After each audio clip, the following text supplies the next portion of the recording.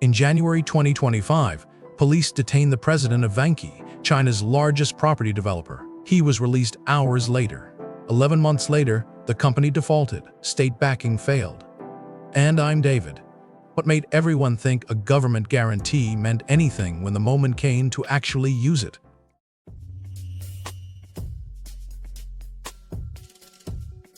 In January 2025, police in Shenzhen detained Zhu Jusheng, president of Vanke, for questioning. He was released the same day. But the detention was unmistakable. China's government had turned its attention to the country's largest property developer, and the prognosis was catastrophic.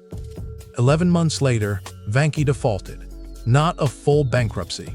The company negotiated with creditors to extend its bond maturities instead of missing payments outright. Credit rating agencies called it selective default, but the real shock was simpler. It shouldn't have been possible. Vanke held mixed ownership. The state-owned Shenzhen Metro Group was its largest shareholder, alongside company management. In China, that structure was supposed to be insurance, a government guarantee of rescue if things went wrong. Developers built their entire business models on that promise. State backing was supposed to be unconditional. When you're part-owned by the state, you don't fail. But Vanke did. By 2025, as the company's debt crisis deepened, authorities made a cold calculation. Bailing out Vanke would drag Shenzhen Metro Group itself into the same drowning spiral.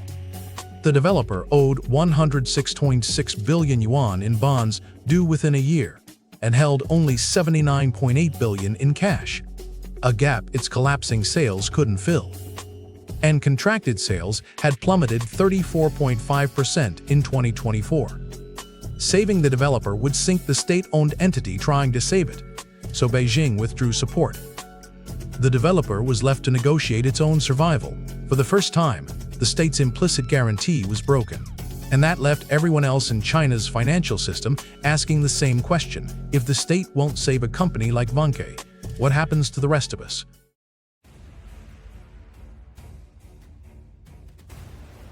By the third quarter of 2024, Vanke held 106.6 billion yuan in bonds due within the next year. Its cash reserves, 79.8 billion, 36.8 billion yuan shortfall. With contracted sales collapsing 34.5% that year, the company couldn't generate the revenue to fill that gap, so it started selling assets to service the debt. The math was ruthless. No cash flow, mounting liabilities, a cliff of debt coming due. Bankruptcy wasn't speculation anymore. It was arithmetic.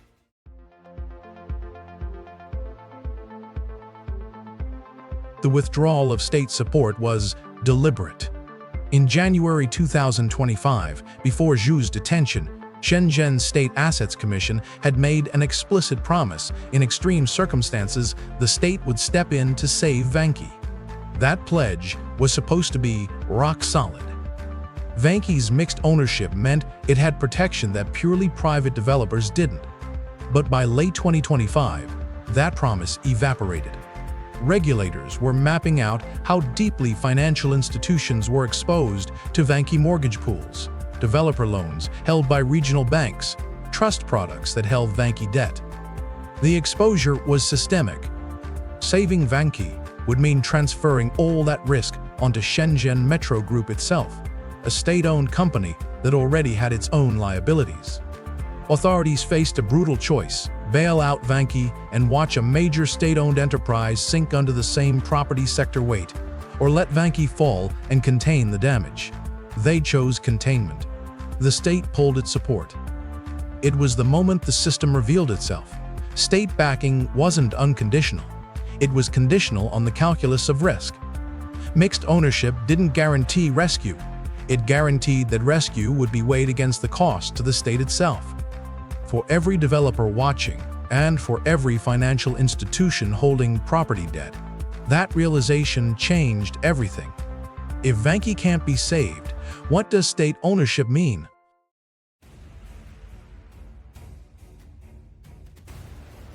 The defaults didn't happen in isolation. In 2023 and 2024, Country Garden, one of China's largest developers, collapsed. Months later, in August 2025, Evergrande, which had held the title of world's most indebted developer, was delisted from the Hong Kong Stock Exchange after years of default stress. Then came Vanke in December. 3 of China's 4 largest developers broken within 2 years. The pattern was unmistakable. The crisis wasn't moving from developer to developer. It was accelerating.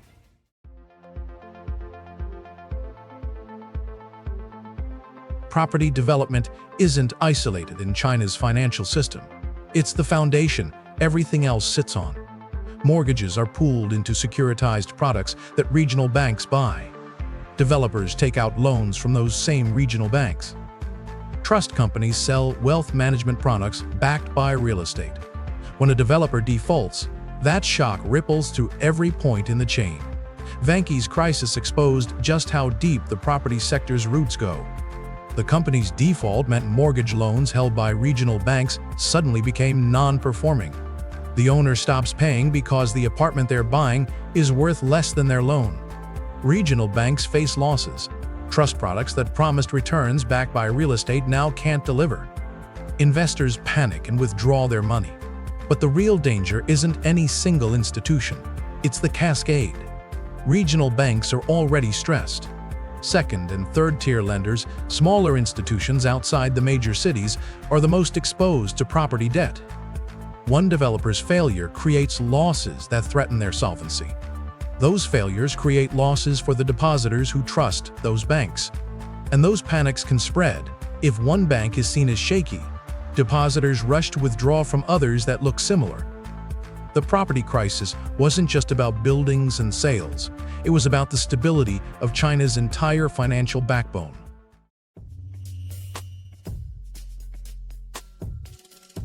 By 2025, the property crisis had metastasized into the banking system.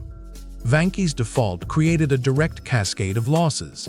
Mortgages backed by property that was falling in value became non-performing loans, NPLs in banking speak. Vanke itself owed money to regional banks, and those loans went bad. Trust products that had sold promises of returns on property-backed assets couldn't pay investors what they'd been promised. The most vulnerable institutions were the smallest, second- and third-tier lenders in inland cities, far from Shanghai or Beijing. These banks had loaded up on property exposure because real estate returns looked safer than other lending. They were wrong. When developers stopped paying, these smaller banks faced mounting losses. The system tried to contain it. Regulators ordered banks to recognize losses and write down their property holdings. But that transparency created new panic. If the losses are this large, how many more banks are sitting on hidden damage?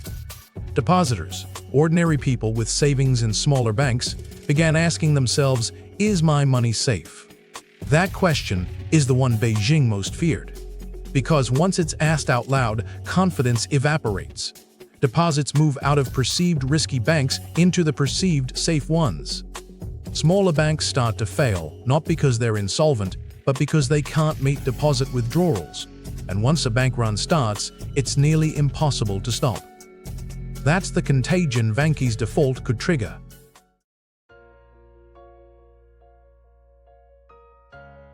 Beijing wasn't blind to the crisis. The central bank cut interest rates.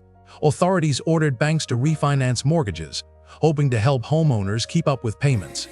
The government announced targeted support programs for struggling developers. It was the standard playbook, the set of tools that had worked in past crises to stimulate the economy and restore confidence. None of it worked. The property market didn't bounce back. Developers didn't start building again. The crisis kept deepening. The problem wasn't the tools themselves. It was that they addressed symptoms, not causes. Cutting interest rates can only help if people want to borrow. But in a collapsing property market, taking on more debt feels like throwing money into a sinkhole.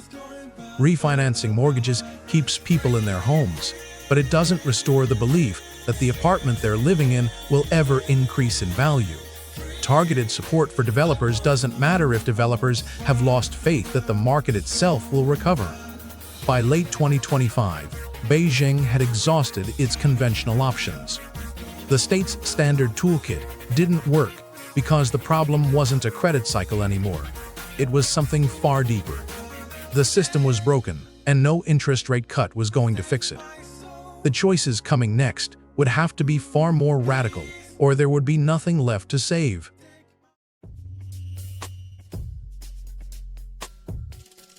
Watch the logic trap. Falling home prices freeze consumer spending. Frozen spending contracts the broader economy.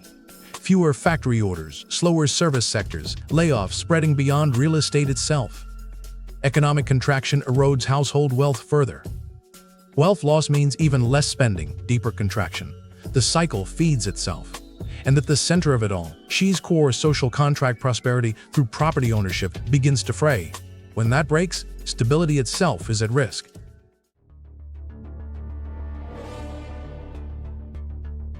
Vanke's default in December 2025 marked a turning point.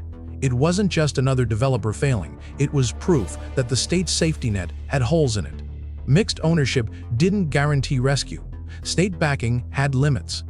And that knowledge rippled through every financial institution and every developer still standing. The crisis had shifted. What started in 2022 as a property sector problem, too much debt, not enough sales, had become a systemic financial threat. Mortgage NPLs were rising. Regional banks were under stress. Trust products were imploding. And beneath it all, the broader economy was contracting because household wealth was evaporating and consumers had no reason to spend. China's property market was never just a real estate story. It was the foundation of household wealth, the primary savings vehicle for ordinary people, the collateral backing mortgage debt, the revenue stream for regional governments, and the credit engine for financial institutions. When that foundation cracked, every structure built on it was at risk. The numbers the researchers documented pointed to a single conclusion. The property crisis was no longer containable by conventional policy. It had matured into a full financial system threat that could trigger broader economic contraction, banking instability, and pressures on the social contract that held the system together. That's the real weight Vanke's collapse carries. It marks not an ending, but the moment the crisis stopped being a problem to manage and became an existential question about the system itself. The collapse of a state-backed developer revealed a harsh truth. In a system reaching its breaking point, guarantees are only worth what the state can actually afford. Like and share if this is the kind of deep financial story you need to hear first. I'm David. See you tomorrow.